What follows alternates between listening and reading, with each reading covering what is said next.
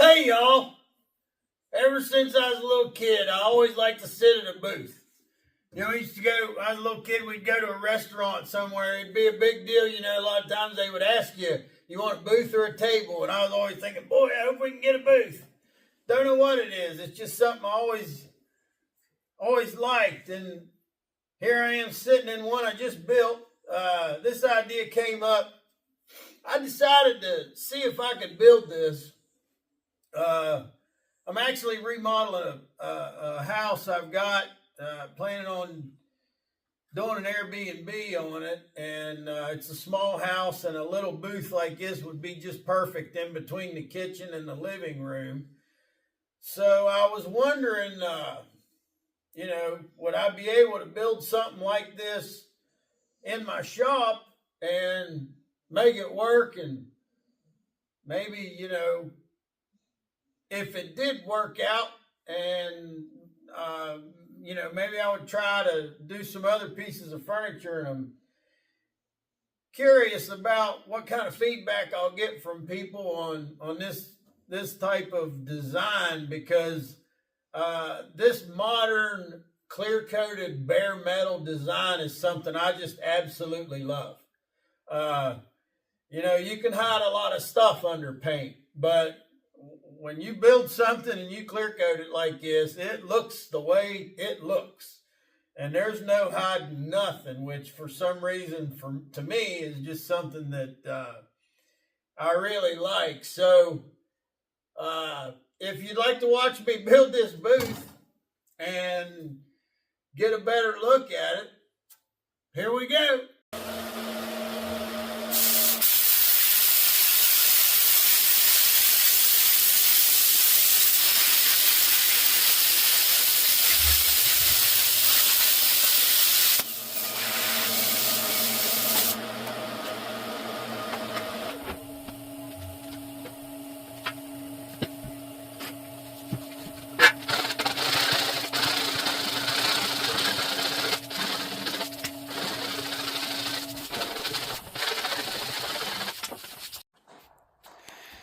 So the piece I cut is 46 by 35.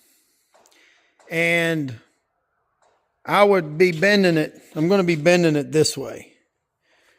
And what that means is it takes 34 or 35 inches to bend this, is what I got measured. And at 46 inches, this would be like a two-seater seat. If that's what I do with it. You know, we don't know what's going to happen when I do this. But the other idea would be I could bend this.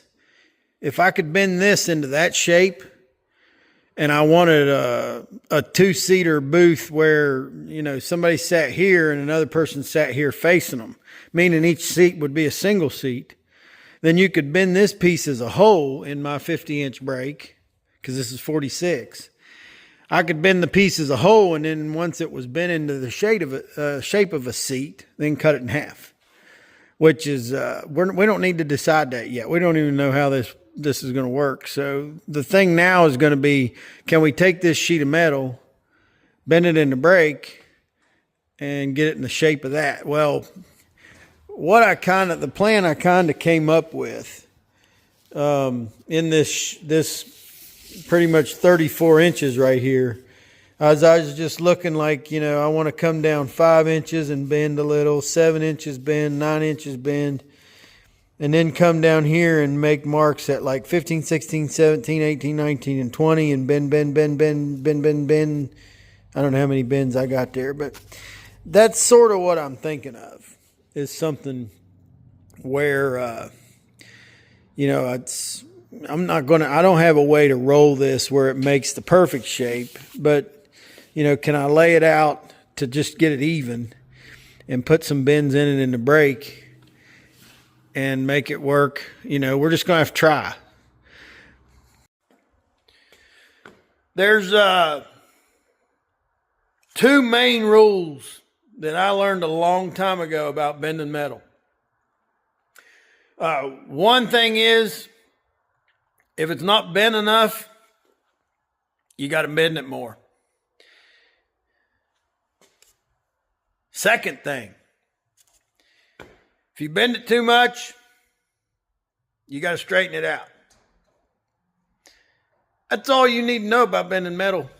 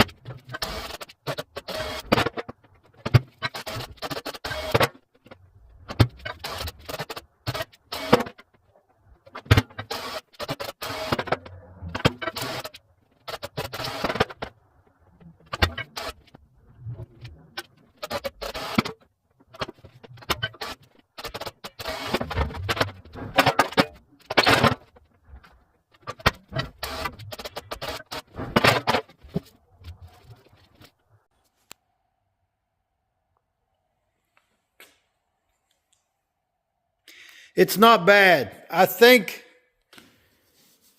right here and right here, I got more bend in it than I want. Probably going to beat on it a little bit. See if that makes me feel any better about it.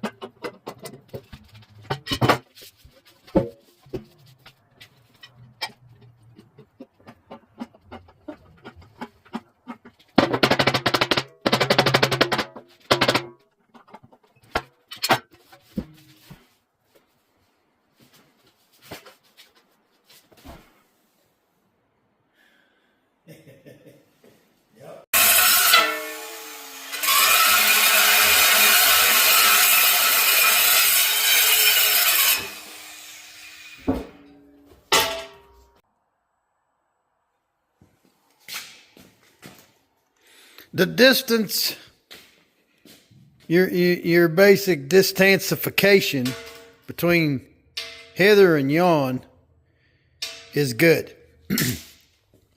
This is too much right here. This is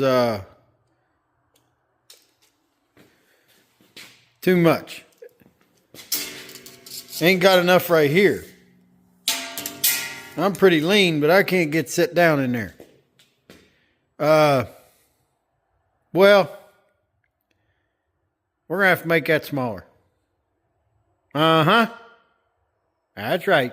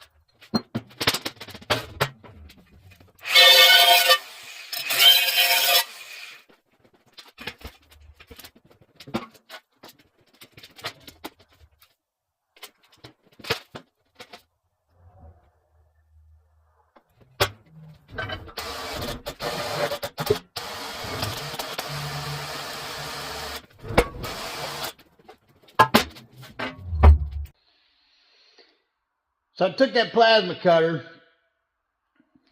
What's up? Did me a kung fu on there, on that top plate, and that brought things down to size, and we're looking good on that. And of course, the only other issue was not stiff enough. So you saw there, I put 90-degree bends and made a 3/4 lip in 3 sides of it. That stiffened it up nice. Now we're pretty much in shape. We're in pretty good shape for the shape we're in. Yeah. All righty then. Let's take a look at what we got.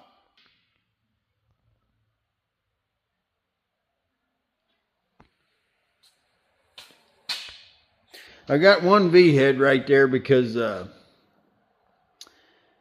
that's weighing that one down in the position that I want it. I like how the table looks with the lips. 3/4 inch. That break when I put those bends in something like that in the pan in that break, you'd think it'd straighten it perfectly straight, but what it does is it puts a bit of a crown to it sometimes, and I really like it in the situation of like a toolbox door or a table or whatever like this. Of course,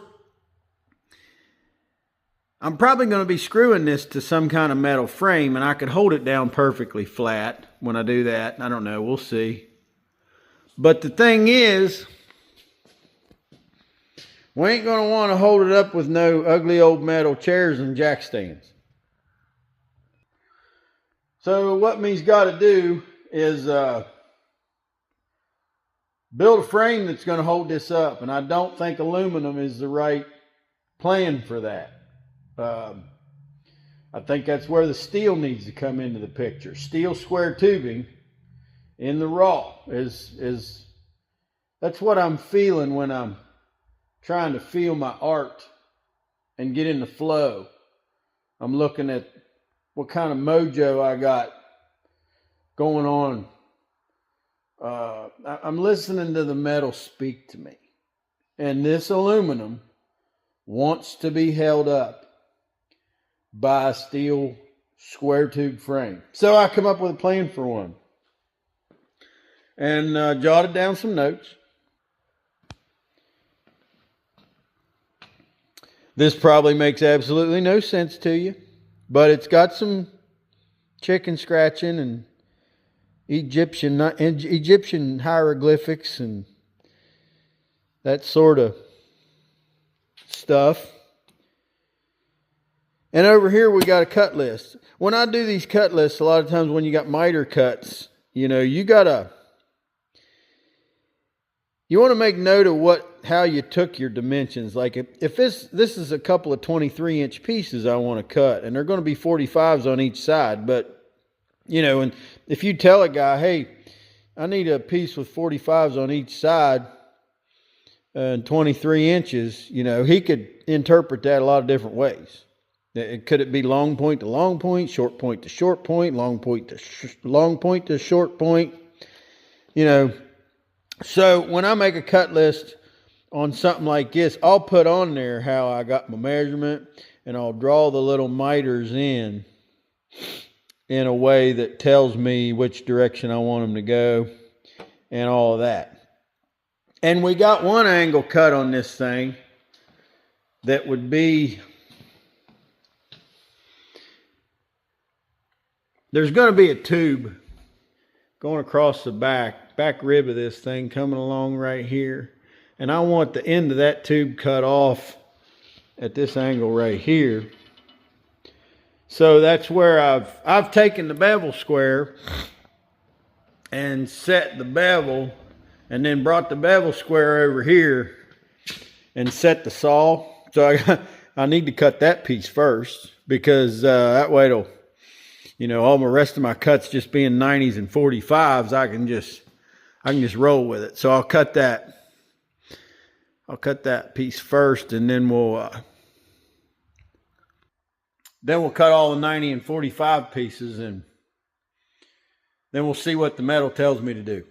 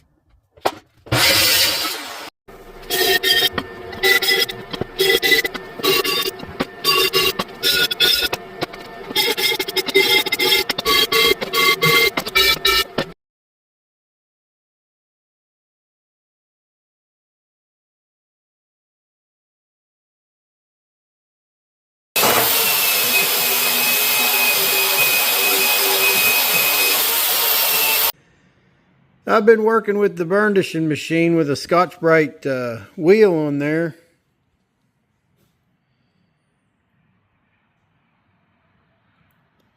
Got this stuff shined up, and you know, this is what it looks like when I get the tubing. And this is square tubing like this is a cold rolled steel, and it has this thin film on it. This is a lot different than hot rolled steel as far as what's on the surface. I don't know what you call the thin black film that's on cold roll. Actually, if you know, leave it in the comments. But on hot rolled steel, like my 3/8 by 1.5" flat bar, it has mill scale. That's that gray film that you find on your hot rolled steel. This is hot rolled flat bar. And so we got two different kinds of steel here with two different things that need removed. These caps, I'm going to sand them. I'm going to grind them and sand them, I think. So we'll do that, and then we'll go from there.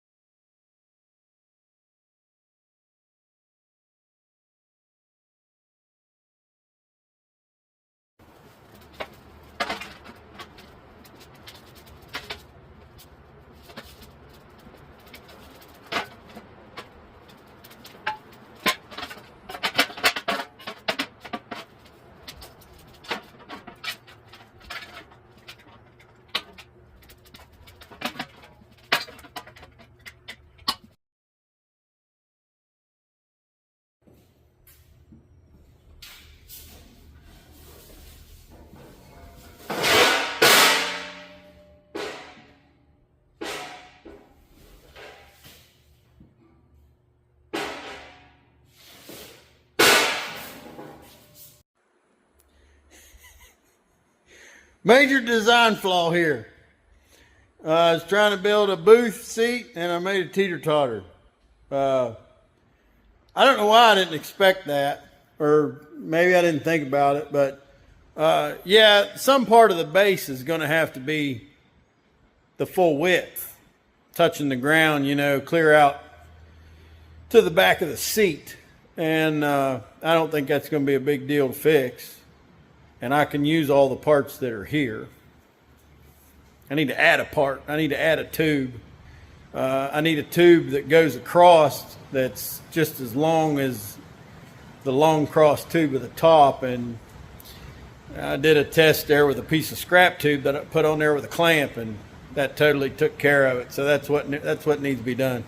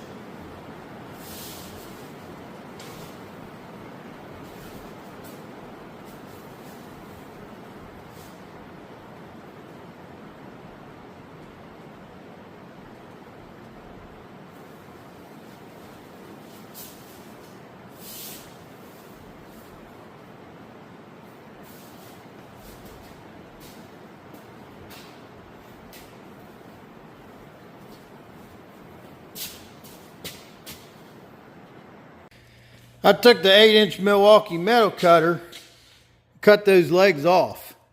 And then I put those legs over in the chop saw and I mitered them at 45. And then I cut me a piece, the length I wanted, 62 inches with a 45. So this is what we're putting together to fix our little design problem.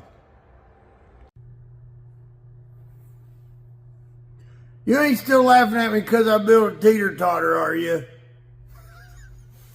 I think I got it fixed. Let's just try this again.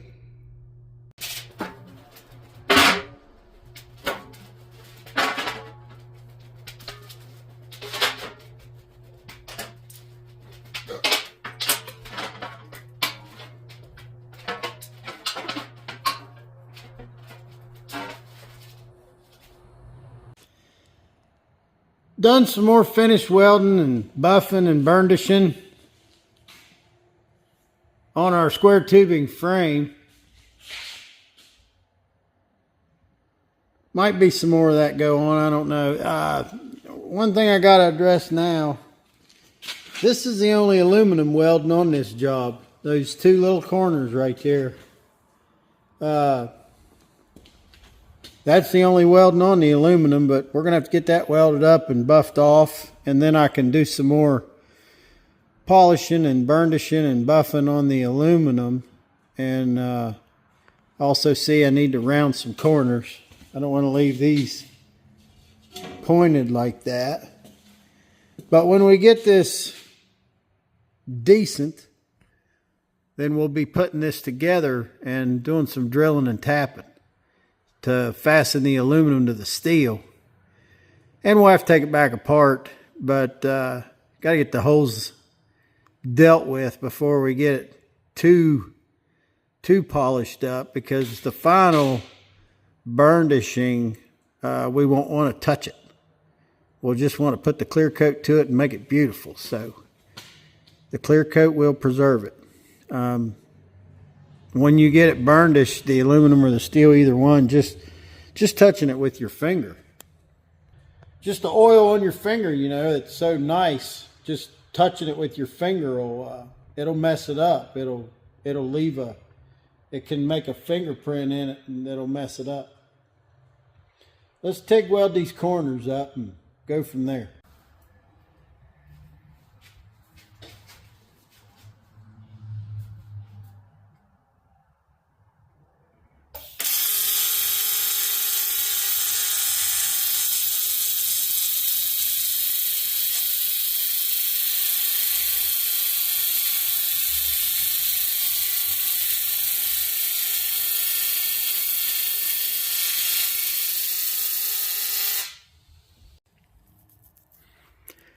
Got that top section finished up, and I put the thing together there off camera and drilled and tapped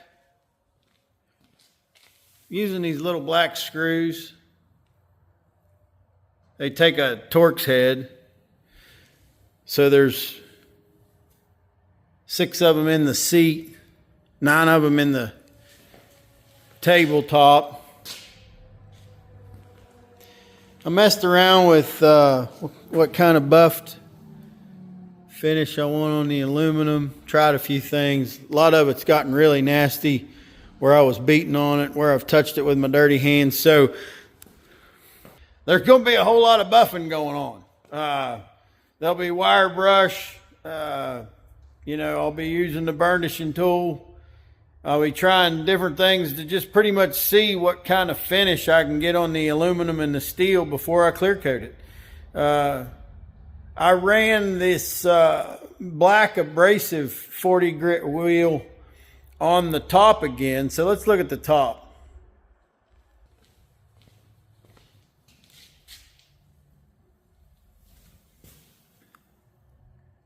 These lines in the aluminum is something that I really like. When you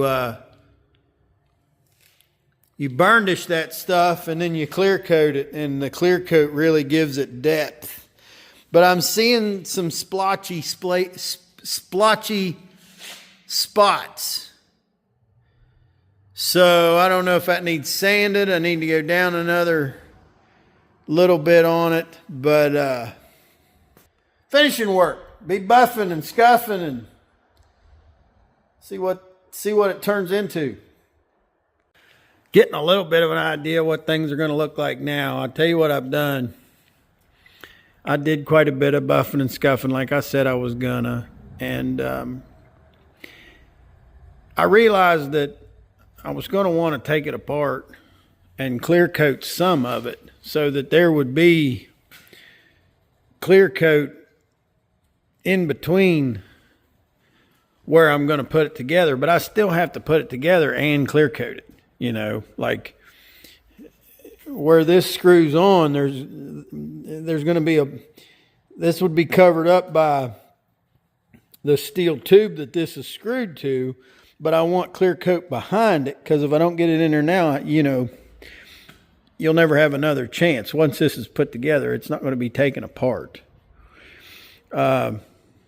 So everything I buffed and scuffed and clear coated everything sort of upside down. So what I'm going to be doing now is putting it together, and then I'll do some more finishing as far as the scuffing and buffing, and then I'll clear coat it as a whole. But the next thing is going to be reassembling it and screwing it together, and then we'll move on with whatever other polishing and buffing needs to be done. But you can tell it's a light coat of clear.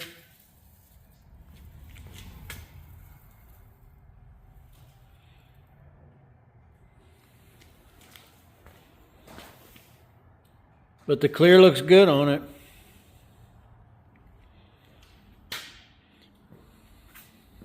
Moving on.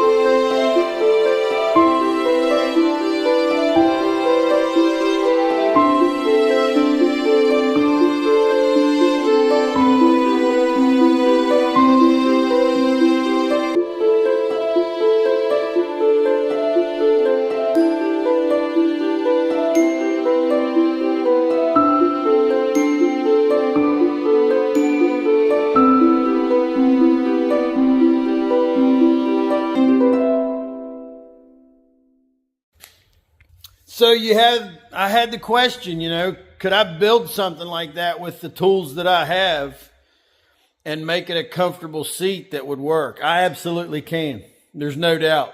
I've sat in it. It's nice. It's nice to sit in. It's weird that you're sitting on metal, but of course this metal, it's might be metal, but it's not any harder than the seat in the other store-bought booth. The one that my mom had, hard is hard. It's a hard surface. So, and as far as cleaning, you can't beat it. You could wipe this off and piece of cake. People that have pets or whatever, they love stuff that's smooth because, that's how it is with us. We like smooth stuff because we don't want any carpet or anything like that around because you get dog hair in it, you can't get it out. But, can something like this be built with my tools? Absolutely it can. Is it practical?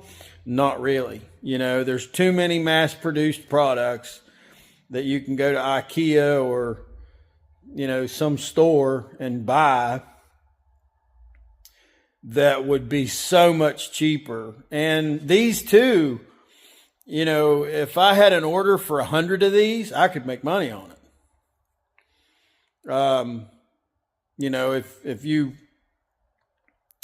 If you were mass producing them, that would be different too. But to make one, I don't think you could do that. You might shave my 24 hours down to 20 hours, but still, you're way up there in the hours. So anyway, let me know in the comments what you think. Do you think there's anybody that would be interested in something like this at a $2,000 price point? Or do you even like it?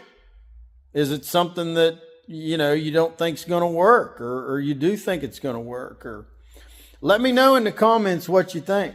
Because there's going to be a video on it no matter what. We're definitely doing that.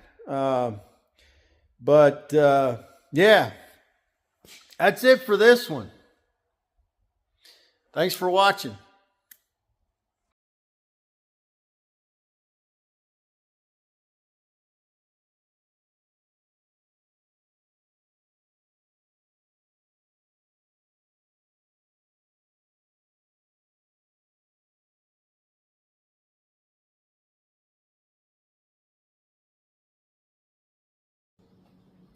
Hey y'all, we're coming to you from the break room here at MBS Welding. I want to show you the t-shirts we got. The MBS Welding t-shirts got MBS Welding on the front, American flag on the sleeve,